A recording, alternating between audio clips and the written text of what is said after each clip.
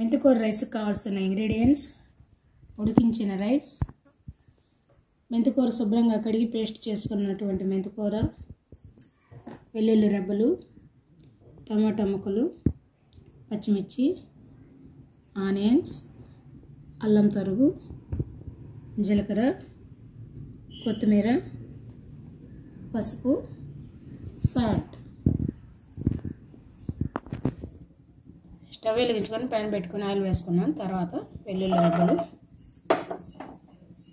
అల్లం తరుగు, జీలకర్ర వేసి ఫ్రై చేసుకోవాలి.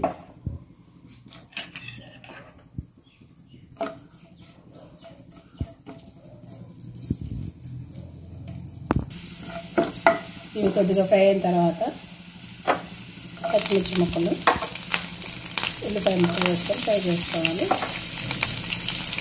ఇవన్నీ బ్రౌన్ కలర్ వచ్చేవాళ్ళు ఫ్రై చేసుకోవాలి. ఇవన్నీ బాగా ఫ్రై అయినాయండి. తర్వాత టమాటా ముక్కలు,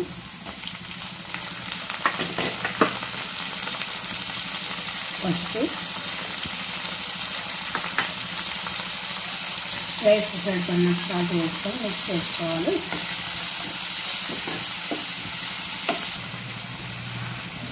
మెంతికూర పేస్ట్ తీసుకున్నాం కదా, ఆ పేస్ట్ వేసుకోవాలి.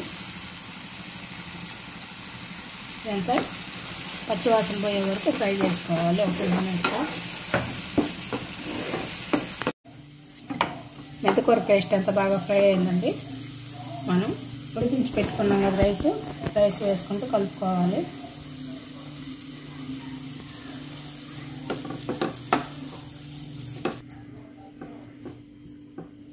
రైస్లో అంతా బాగా మిక్స్ అయిందండి. ఇప్పుడు కొత్తిమీర వేసుకున్నాం. కొత్తిమీర వేసుకొని మిక్స్ చేసుకుంటే ఎంతో టేస్టీగా ఉండే మెంతికూర రైస్ రెడీ.